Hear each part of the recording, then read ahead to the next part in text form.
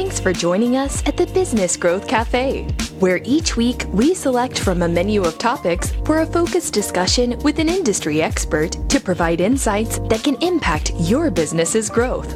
With your host, Angelo Ponzi. Hi, I'm Angelo Ponzi, your host here at the Business Growth Cafe, and thank you for joining us. Today at the cafe, I'm excited to have back Matt Everitt, CEO of World of Dance, to talk about Matt's other previous life, if you will, or current life as a PR agency CFO, marketing executive, business coach, and entrepreneur. Welcome back. Hey, glad to be back. Yeah, so we're going to take a different tact. Hopefully the audience has listened to the first show about the World of Dance. I was very excited to have that conversation. As I said, I do admit I am a fan, and I like to watch it live if I can on the tube, but I do record it as well. Before we get going and talk about the agency side of the world, what is the best business advice you've ever received and or given if it's different? Well, I know that I was taught actually in my first agency job, the power of systems thinking. And that to me really, it resonated with me because I took one of my majors in college was entrepreneurship. Okay. And I was a pretty good student in college, but I didn't really understand how to connect the dots until I took was in this entrepreneurship program, and they made you write a business plan. And when you're thinking about a business from all disciplines and how they all work together as a system, to me, like that was, if you're within a company and you're an entrepreneur, as I like to say, or you're outside as an entrepreneur trying to figure out how to build a business, learning to see the big picture and how things are all connected to me is really the key to being successful in either of those.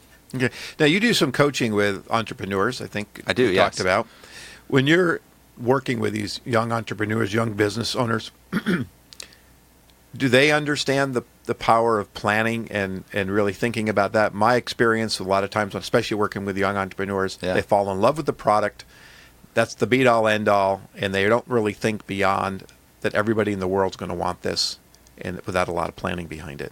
Well, I do think that entrepreneurs are like most creatives, and so they have kind of a tunnel vision, and they just stay focused on that vision and how to execute it, and they need people who are more structural thinkers to kind of clean up the messes that got left behind, and you kind of need a combination of both, I think, for there to be success. But I mean, I definitely feel like the entrepreneurs that I've worked with are very excited to hear how to make their idea successful and open to those ideas, or open to hearing experiences and stories and anecdotes for how to take that idea and what's worked for others and how to translate that to their own. So systems thinking is a big one. I mean, a lot of what I teach in my coaching are the things that I learned from my mentor, who you may know, David Payne. Yep. Because he founded and operated a super successful PR agency here in Orange County that became an international agency and sold to a big holding company out of Canada. And he operated by this management guru named W. Edwards Deming, who wrote 2 very boring, very dry books, but had really inspiring lessons in it. And I was really fortunate to kind of be mentored by David and have the opportunity to learn those and apply those in a variety of businesses over the years. Was Payne your first PR job? Yeah, I think I graduated with 3 majors in college and economics, finance, and entrepreneurship, and I loved the creative side of things, but I was really good at the analytical side, and so I fought being a finance and accounting guy because my dad was an artist, and I just loved that, and I wanted to be an entrepreneur. I wanted to do creative things, but I got a master's degree in accounting and certified this and certified that, and because I was really good at that. And ultimately, what I discovered was my niche was helping the creatives build and grow their businesses, and that I could bring something to the table, and I could kind of speak their language in a way that they that resonated with them, and yet I knew how to do things that they needed and didn't want to do. So obviously, even fast forwarding to today, it's very much a similar environment in both the organizations that I coach and World of Dance and all of our employees, and trying to how to nurture that creativity and that that creative process. But at the same time, it's a business, and there needs to be a certain amount of process and structure to what we're doing in order to make that successful. So how many businesses are you coaching right now? Right now, very, very, very few, because I was going to say, you don't have a lot of time. Most of my energy is, more than 100% of my energy is being focused on World of Dance and everything we're doing there. But I do try to take time just because I enjoy it so much, helping entrepreneurs that I believe in. Are these people that know you or make a recommendation, or not that I'm trying to get you more entrepreneurial coaching jobs, but I mean, how do these people find you? I established many years back what I refer to as the no dick rule. I don't know if I can say that on sure you can. Your station, but I believe that at a certain point in life you realize that the most important thing is who you work with and what you're working on, and in that order. And you don't want to work with people that cause misery, and so finding really, really good people becomes the most important thing. And so when I left kind of the, finance world and decided all I wanted to do was find people who were working on, who I loved, who were doing great things, but mostly I just wanted to help them be successful. That became the start of, I think, really, hopefully the rest of my career is just working with people that are doing amazing things and who I want to help be successful. And the entrepreneurs that I'm helping today are those who I see what they're trying to accomplish, and I believe in them as individuals, and I believe that they're good people, and they want to make a difference, and I want to help them make a difference. Yeah. I commend you on that, because I've not coined it that way you have. I won't actually say it the way I've coined it, but that's kind of been my mantra is I just don't want to work with people that have low levels of integrity, that treat their people poorly. Life is too short to deal with that stuff, and it's no amount of money or anything else. And so I always look at that and kind of my litmus test. I was being interviewed for a fractional CMO job, and I remember talking to the recruiter, and I said, I have to ask a question. Tell me about the CEO. I mean, is he a nice guy? How does he treat his people? And she was like, well, those are really weird questions. I said, well, I'm telling you, it's really important to me, because the last thing you want to do is put me in this spot, and I find out that this guy is a, what, I'm just going to walk out the door, because I don't have time for that anymore. Yeah. It's some people just they're afraid that of what would be beyond that if they left, and so they put up with being treated in ways that they really shouldn't, and ultimately that they pay a very heavy cost for that. So yeah, I think when we met for coffee, we talked a little bit about that, and I spent a very long time as a CSO at an organization, and every day it got to the point where it's like, why am I doing this anymore? It doesn't make any sense, and so I moved on. Let's talk about the 30,000-foot level of the agency business. Yeah. You worked for Payne, which is PR, and I got into marketing. I was from a marketing and more advertising. Early days, I had PR. But that 30,000 foot, so I know I have some agency listeners out there. When it comes to new business, which I believe is the lifeblood of an agency, we want to keep the business that we have, but we always have to continue to add new clients and grow. Yeah. What's your kind of perspective on a good way to do it, where agencies miss, in your opinion and experience? Well, I think that when you talk about successful agencies, there is a culture at a successful agency that enables that success. I think that a lot of agencies are not building a culture where people really enjoy the work that they're doing. It is it's all about the billable hour. Mm-hmm. It's about how to get people to be there as early as possible and stay as late as possible. Work-life balance is a rarity at a lot of those agencies, and so they tend to really burn people out. And I don't think that those cultures produce sustainable success. I think that the agencies that, to me, are the ones who are thriving and able to earn the respect of their clients are the ones who have values that they make sure that their policies are aligned with those values. And I think that, getting back to the whole, no dick rule, is that in an environment like today where social media makes everything more transparent. You have to work for a CEO. Mm-hmm. The questions that you're asking are important because in order for you to be successful in providing advice and helping an organization develop a brand that people admire, you can't just make that up. You can't just put that on a poster or advertising slogan and expect that that's going to work. That doesn't work anymore. And so an organization has to know what it stands for, and it has to make sure that the way in which it treats its people and operates its business is aligned with those values. So yeah, absolutely. I mean, I think when I talk to clients and prospects, they always talk about their customers, and I always say, well, what about the internal customers? How do we treat the people? When Absolutely. we launch campaigns, we have to launch not only a campaign to them, but we have to make sure that the internal campaign happens. I mean, I literally walked down the hallway and ran into the accounting manager and said, "Hey, do you like the new campaign?" And she says, "I don't know what you're talking about." Right? And so that was a miss by the organization. Yeah. And so I'm a firm believer in that. If you want to grow, I think that every organization can put out more, campaign messaging Mm-hmm.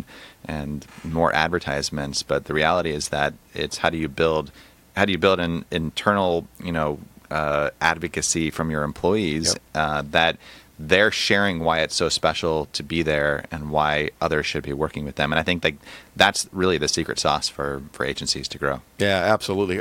As I said to a client not too long ago, we got 85 people.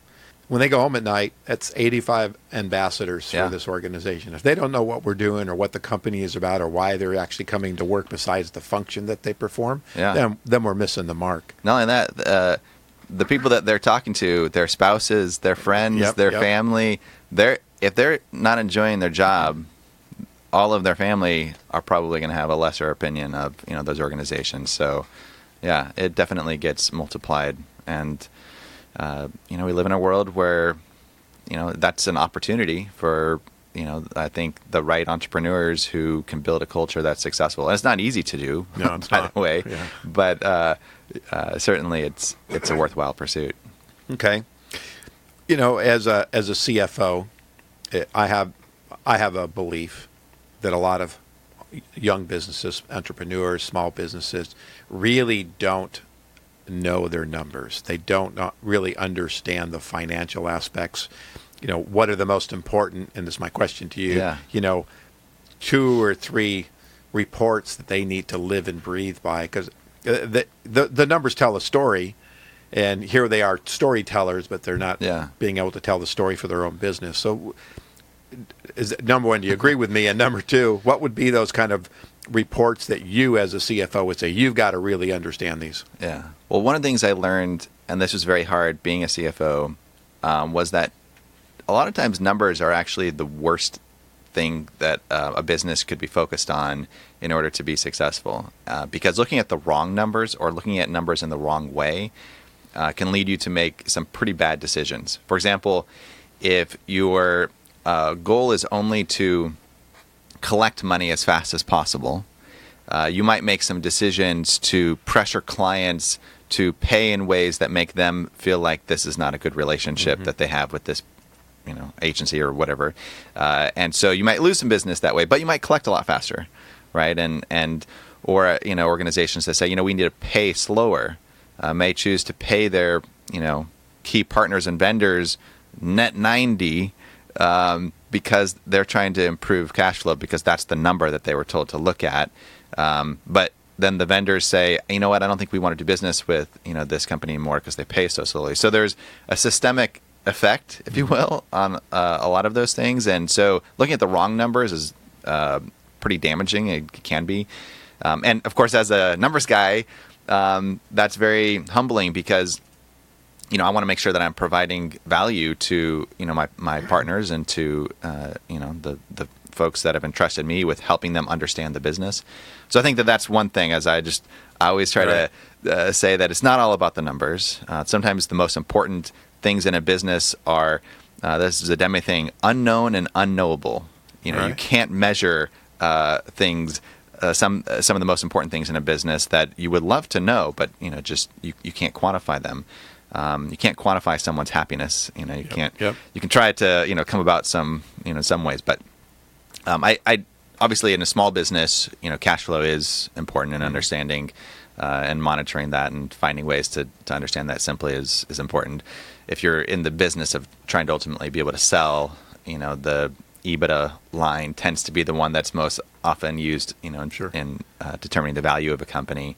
But that is such a at the end of a process. I think lines like that you have to flip the page, peel that onion back so many layers before you to get to something that's actionable. That it's not something that I would be ever focused on. So really, the numbers that I think are the most important are define a process that's key to an organization's success, and how to measure that process so that that number, whatever that spits out, is a lever that you can over time control the process so that there's stability in the way in which things are being done. And now those results give you some data that is actually actionable. You can decide that if what you're measuring is producing more or less of what you want, then you can change the variables, the inputs into that process in order to achieve the desired outcome. Okay, all right. In an agency, we always would wait for, sit around waiting, but we would always wait for those RFPs, those opportunities. Yeah. And I remember one time in our agency, we had 5 at the same time, and they were all due about the same time. And we kind of balanced which ones we put a lot of effort in, which ones we put a little effort into, but we went after all 5. At the end of the day, what suffered was our clients, because we stopped paying attention to our clients when we were trying to win new business. So when it comes to RFPs and agencies really jumping on this, when you were with Payne, how did you guys approach it, and what are some tips or tricks or guidance that you might give to somebody thinking about, I got to get all these RFPs? Yeah.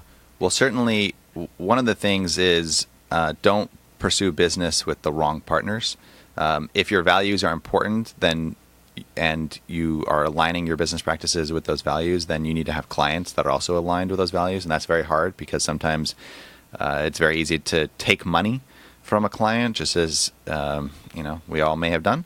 But the reality is that if that actually creates a kind of a more poisonous environment because the employees are miserable working with that client, then it ends up being there's an unknown cost there that sometimes is not worth what you're receiving. So as it relates to the RFP and business, new business process, I know at Payne and other agencies I've taught, is certainly trying to be as selective as possible. So not going after every client. How do you figure out what the profile is for a successful client, and be as good as you can at filtering out those that are not likely to be successful. Certainly for a lot of agencies, the minimum project size or scope, I think, is an important one. Sometimes, it's every new client is great, and it can always start small and grow into something big. And I think, in smaller agencies, yes, perhaps the bigger the agency gets, I think sometimes the more you really need to focus on fewer relationships, but making sure that those are much stronger. We have developed tiered models, and I know we talked a little bit about that, and trying to figure out appropriate ways to invest in new business. But as you point out, it is certainly there's a tremendous cost inside the organization to the clients you are trying to service, to pull them off of that to go pursue working on new business. So is that in the best long-term interest of the agency? Yeah, and I think very questionable. I think agencies sometimes, and I know I fell into this trap with my own agencies, is we're so hungry for it, but we caught ourselves with that 5 example that it was getting formulaic. It was like, okay, we'll just plug this one in here and plug this one in. When we weren't really trying to address and win each RFP, we were just plugging stuff in, trying to make it happen. And I think that was a danger that we recognized. Not only did our clients suffer, but we won a couple, but we didn't win them all. But in the full scope, we probably didn't approach it right because we were thinking, this is our opportunity, right? And didn't really think them through. There was an agency we talked about this all the time, and that didn't pursue RFPs at all. What they did was they found a client that they wanted to work with, and they developed a campaign, and they went and shared that with those clients, and that's all they did. And the reason why they did that, twofold. One was because they wanted to find clients that they wanted to do work for, that they were inspired for, and that their staff was inspired to work for.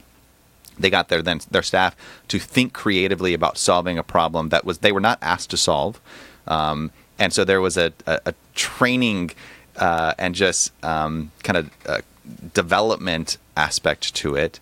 And then third, when an agency comes to you and says, "Look, you may not be looking for a new agency, but we've developed some ideas that we just want to share with you." That's definitely out of the box. Yeah, it is out of the box. And I mean, they were spending tremendous amount of resources doing it. So I thought that was a pretty incredible way to kind of flip it around. How'd they do? They did. I mean, you would have heard of this agency. Okay. Yeah. All right. Well, I'm not going to steal that idea because I don't have an agency anymore. And I've been asked, "Do you want to start an agency again?" I was like, absolutely not. Which I'll ask you. Do you miss it? Miss the agency business? You know what I love is just the creativity that's inside the agency. I love creatives, and being around those people is very inspiring. Working at that PR agency, bunch of tremendous communicators. Every email I sent, I felt like I had to double and triple check, make sure there weren't any typos, and that I had written it properly, because I was going to get some slack if I didn't. And I love being around those people, and being around really, really amazing leaders who want to build a culture of success in the right way.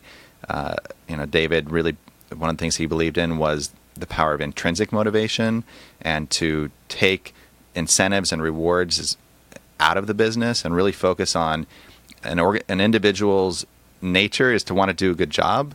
And if you create an environment where they know what the mission is and how they can make an impact, they're going to show up and want to put their best effort into that, rather than the way that a lot of managers approach it, which is that people would rather sit around and do nothing and just surf Facebook all day when their boss isn't watching. If that's the way that you perceive people to be, then of course you're going to create policies that are about how to prevent that from happening. Yeah, exactly. But if you believe that people are intrinsically motivated, and that it's a supervisor's job or a leader's job to figure out how to get them empowered on a project that is something that they believe in, then you're going to approach that much differently. And I think that's the way that we were very successful at Payne in building that culture, and something that I teach entrepreneurs today to focus on that. And certainly being in an agency where you see so many creative people telling stories and figuring out how to create ideas that change the world, that to me is super inspiring. Just how to nurture that right is I think what I wish more of them were doing. Yeah, thank you for that. I'm getting three fingers over here, so I got 3 minutes. I do want to bring up, you had mentioned that in our conversation when we first met, you were working on a project about happiness. Uh-huh. Let's take the last few minutes and talk about that.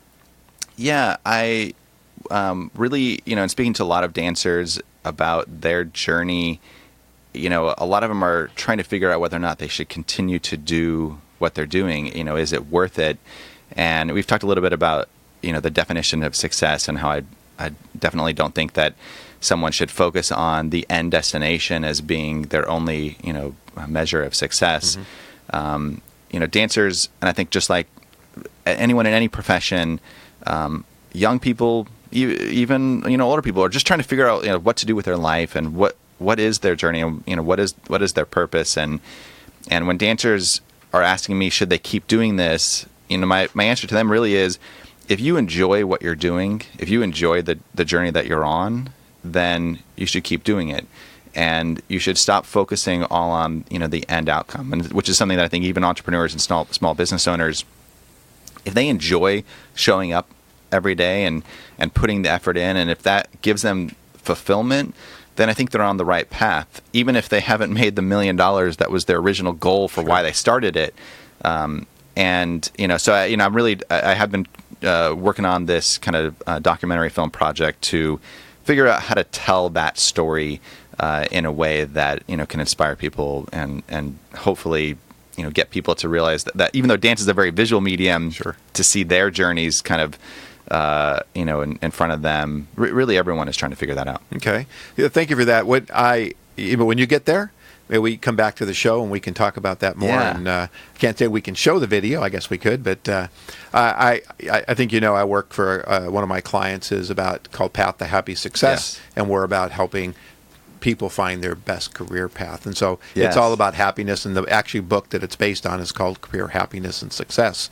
And so the founder of this really started writing this book and bringing this program to life because he wants people to have an opportunity to be happy and successful. Yeah. And the two don't always go hand in hand. No. That brings us to an end. So thank you so much. If you want to tell the listeners how they might get a hold of you, now's the time. Yeah, you can find me online at most of those social media channels at Matthew Everitt. And Angela, thanks for having me. I really enjoyed it. Yeah, thank you so much. And again, before we sign off, I want to remind the listeners this was a 2-part series. So if you didn't listen to the first one, you need to go back, download it, and listen to that. And to listen about this one, about Matt talking about his agency life, and the other one about the world of dance. Thank you again for joining us at the cafe. You can find out more about me, read my blogs, or watch my show videos at theponzigroup.com, or connect with me on LinkedIn. And if your business is in need of a CMO and you're not ready for a full-time person yet, contact me. I'd welcome the opportunity to explore the benefits of using a fractional CMO. And you can subscribe to this show at the Business Growth Cafe, or we are on iTunes, iHeartRadio, Google Play, Spotify, Stitcher, SoundCloud, Spreaker, and all the other major platforms around the world. Join me next week for lunch at the Business Growth Cafe. Thank you for listening to today's discussion at the Business Growth Cafe with your host, Angelo Ponzi. Take a moment to subscribe to this podcast and visit our website at www.businessgrowthcafe.com. Read Angelo Ponzi's blogs at www.theponzigroup.com.